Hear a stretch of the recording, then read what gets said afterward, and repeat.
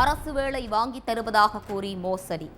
முன்னாள் திண்டுக்கல் மாவட்ட வருவாய் அலுவலர் தனக்கு மிகவும் பழக்கம் என கூறி மோசடி செய்த இருவர்.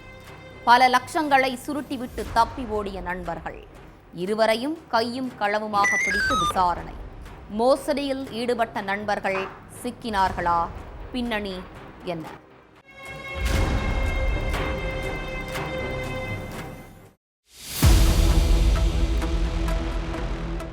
பட்டப்படிப்பு முடிச்சிட்டு வீட்ல சும்மாவே இருக்கிறோம், ஏதாவது ஒரு வேலை கிடைச்சா நல்லா இருக்குமேன்னு வருத்தத்துல இருந்திருக்காங்க 30 வயசான இளம்பெண் பிரவீனா.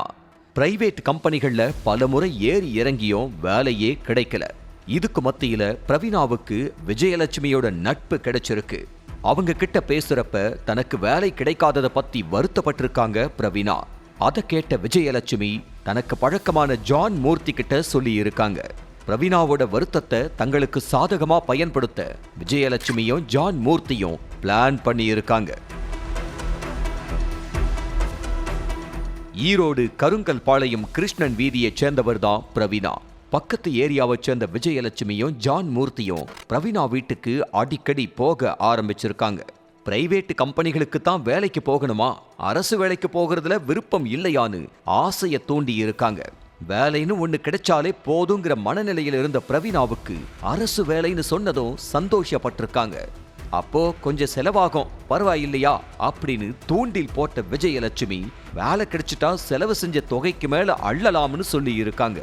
நகைகளை அடகு வச்சு தொகையை கொடுக்கலாம்னு முடிவெடுத்த பிரவீனா என்ன வேலைன்னு கேட்டிருக்காங்க.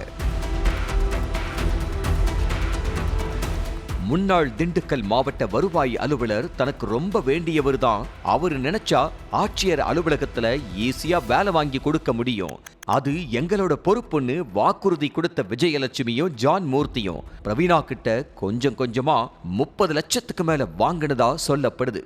இருந்த நகைகளையெல்லாம் அடகு வச்சு பணம் கொடுத்த பிரவீனா கிட்ட அதுக்கப்புறமும் பணம்னு நச்சரிச்சிருக்காங்க. ஆனா வேலையை வாங்கி கொடுக்கறதுக்கான எந்த அறிகுறியுமே தெரியல. அதனால சந்தேகப்பட்ட பிரவீனா தனக்கு வேலையே வேண்டாம், கொடுத்த பணத்தை தாங்குன்னு கேட்டிருக்காங்க. அப்பதான் விஜயலட்சுமியும் ஜான் மூர்த்தியும் தங்களோட சுய ரூபத்தையே காட்டி இருக்காங்க. இந்த சம்பவம் நடந்தது 2018ல. பணத்தை கொடுக்காம இன்னைக்கு நாளைக்குன்னு நாட்களை கடத்தி இருக்காங்க.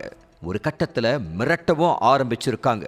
அதுக்கப்புறம் தான் 2 பேர் மேலையும் போலீஸ் ஸ்டேஷன்ல கம்ப்ளைண்ட் கொடுத்திருக்காங்க பிரவீனா. ஆனா போலீஸ் ஸ்டேஷன்ல எந்த நடவடிக்கையுமே எடுக்கல. அதுக்கப்புறம் சென்னை உயர்நீதிமன்றத்துல வழக்கு தொடுத்திருக்காங்க. அடுத்து வழக்க விசாரிக்க மாவட்ட குற்றப்பிரிவு போலீசாருக்கு நீதிமன்றம் உத்தரவிட்டிருக்கு. அதுக்கப்புறம் தான் காவல்துறை விசாரணை நடத்தி விஜயலட்சுமியையும் ஜான் மூர்த்தியையும் கைது பண்ணாங்க.